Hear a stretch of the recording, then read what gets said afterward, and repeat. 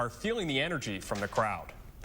Tens of thousands of people came back to the Capitol Square today as the art fair on the square made a successful return to the sidewalks. The fair went virtual last year in light of the pandemic, and the artists and organizers I spoke with today say this year's outdoor event was worth the wait. Madison tradition. It's good to see and be seen. Bringing the community together. How you doing, Steve? Good to see you. Brought Lelita G to Pinckney Street today. G spent the day connecting with visitors. In her experience, art has an almost therapeutic quality. As a girl, I drew art a lot, and it was really reaching me at a point in time where I was going through a lot of trauma. Those are just some positive ways of getting messages out there that you matter, that we see you, and you're beautiful. The art fair on the square's return allows G to connect face-to-face with the community. Hello, how are you doing? While also promoting diversity and visibility. I grew up in Madison, and I did not grow up seeing black artists at the art fair. I'm very proud to be here, and I'm hoping that is the pathway for other black artists to get involved. And organizers from the Madison Museum of Contemporary Art say that's exactly what the fair is all about. The art fair is something different for everyone. I think it brings the community together. I think it gives them something beautiful to look at and enjoy. Communications Director Marnie McEntee says that she and other fair coordinators have been successful in combating COVID-induced barriers. And after a year indoors, this event is a breath of fresh air. I think it's a really, really good feeling to be able to offer this to the community of Madison. And featured artist Anastasia Mack agrees. Weather is perfect, and I love being at the art festivals. It's wonderful.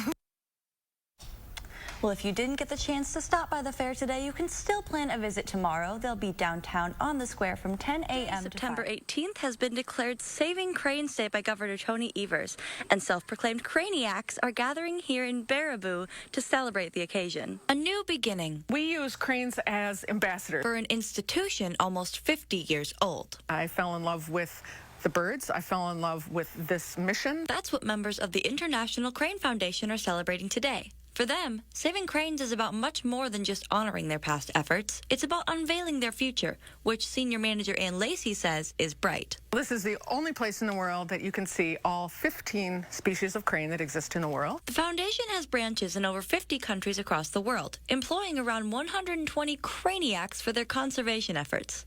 The Baraboo branch recently received a $10 million facelift, adding wetlands to all 15 of their crane exhibits, as well as amplifying signage for visitors. For Marketing and Communications Director Pamela Seelman, it's the upgrade of a lifetime. And one of the major reasons we wanted to do the renovation is to make sure that these cranes are so happy. The 15 exhibits for each of the crane species is larger, and they all now feature water, a wetland. The facility has been closed since 2018. The beginning of the construction process. Now, after months of renovation followed by the pandemic, they've reopened their gates to the world's crane fans. And with the new changes, resident cranes and visitors alike are flying high. When you know about something and you care about something, then you're going to care about where they live and why they live there. If you yourself are a craniac and you missed out on today's festivities, you still have until October 31st to visit the International Crane Foundation and see their very generous community. More than 600 families gathered today as Coats for Kids distributed boxes, racks, and bags full of winter necessities. Over the past 36 years, volunteers have distributed more than 335,000 coats. But those with South Central Wisconsin's Community Action Coalition told me today this is about so much more than just wool and feathers.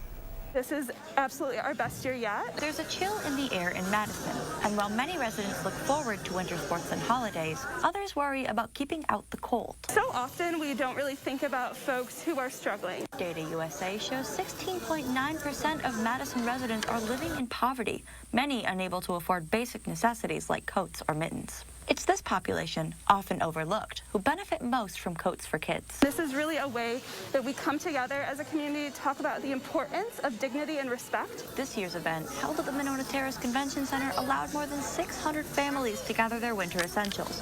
Organizers say they expect to hand out over 10,000 coats and other items. For Amber Duddy, working with the coalition on events like this means everything, as she sees a bit of herself in the kids walking among the racks and tables. This is a calling for me, a calling personally. I definitely grew up in a low-income household. My mom was a single mom, and we didn't have events like this where I grew up. Community members have spent the past few months making donations via Clinky Cleaners for the program's Amazon wish list.